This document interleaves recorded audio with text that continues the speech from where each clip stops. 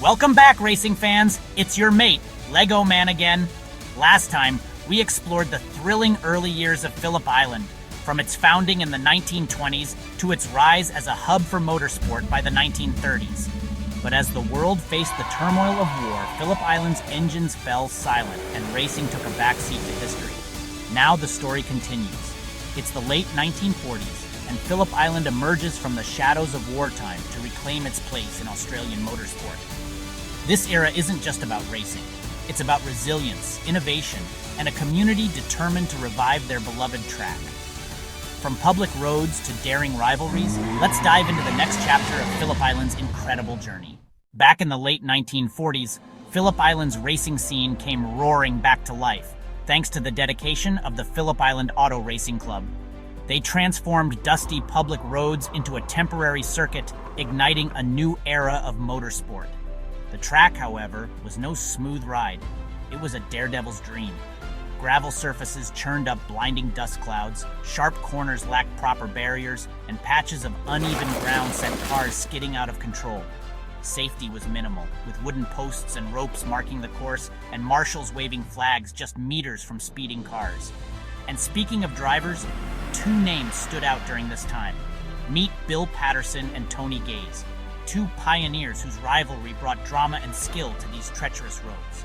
Bill Patterson, born on January 30th, 1923, in Melbourne, Australia, was a strategic and calculated driver. Known for his precise handling and ability to read the track, Patterson wasn't just racing, he was composing a symphony of speed and control. He drove a sleek MGTC Special, a lightweight car with a 1.3-liter engine, producing around 55 horsepower and reaching speeds of 80 miles per hour on these gravel roads. On the other hand, there was Tony Gaze, born February 3, 1920, in Melbourne, Australia, a World War II fighter pilot turned daredevil racer.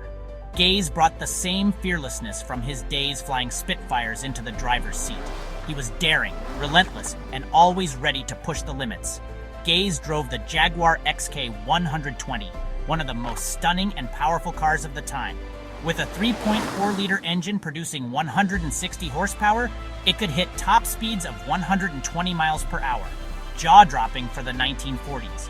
Gaze's aggressive style complemented the Jaguar's raw power, making him a formidable rival to Patterson.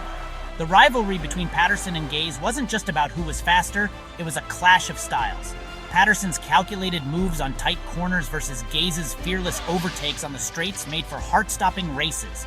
Spectators held their breath as the two weaved through gravel roads, mere inches from disaster. The 1950s marked a turning point for Phillip Island.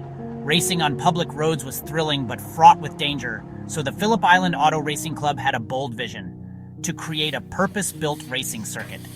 This modern track, with smooth asphalt, pit lanes, and even grandstands, ushered in a new era of Australian motorsport. This era also saw the emergence of two legends, Jack Brabham and Lex Davison.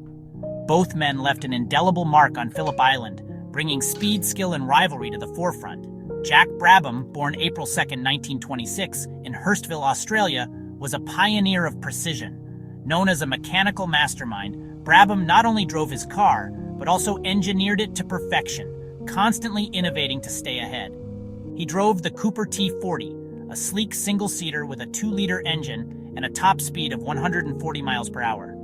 It wasn't the most powerful car on the grid, but Brabham's technical brilliance made it a force to be reckoned with. Lex Davison, born February 12, 1923, in Melbourne, Australia, was the complete opposite.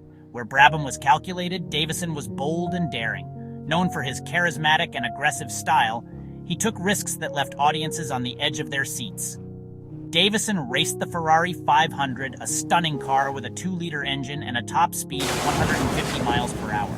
Its bright red color and thundering engine made it a crowd favorite, and Davison's fearless approach matched its fiery nature.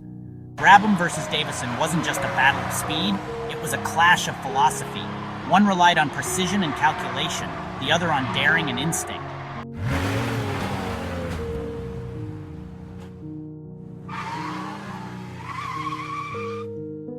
Their races on Phillip Island's new circuit set a benchmark for Australian motorsport, captivating fans and elevating the sport to new heights.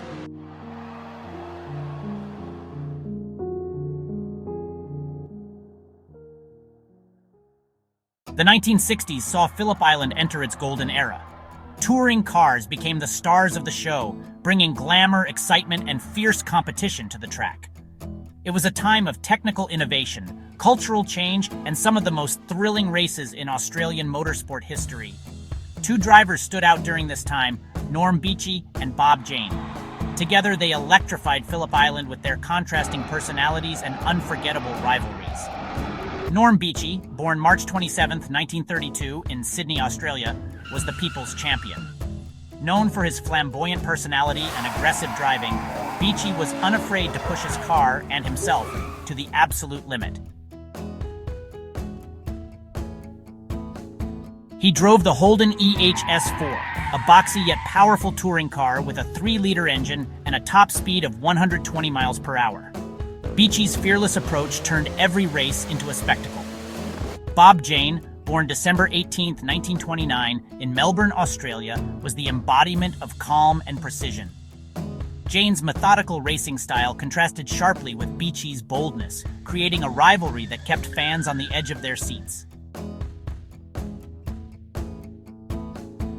Jane piloted the Jaguar Mark II, a sleek and elegant car with a 3.8-liter engine and a top speed of 125 miles per hour. Its refined performance mirrored Jane's measured approach to racing. Beechey versus Jane was a classic battle of opposites. Beechey's daring cornering often forced Jane to adapt mid-race, while Jane's consistency and strategy kept him a step ahead. Together, they defined Phillip Island's golden era, leaving a legacy of unforgettable races and thrilling moments.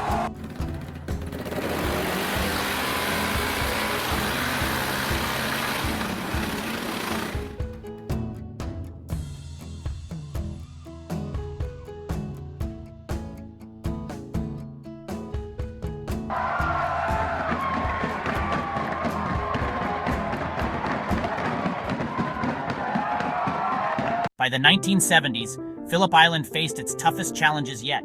Years of wear and tear had taken their toll, leaving the track in poor condition. Peter Brock, born February 26, 1945 in Melbourne, Australia, was the face of resilience. Known as the King of the Mountain, Brock was charismatic, technically brilliant, and capable of adapting to any track conditions. Alan Moffat, born November 10, 1939 in Saskatoon, Canada, was Brock's ultimate rival.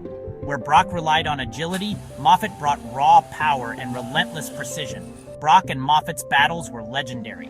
Their contrasting styles captured the imagination of fans, with Brock's nimble maneuvers countering Moffat's sheer power.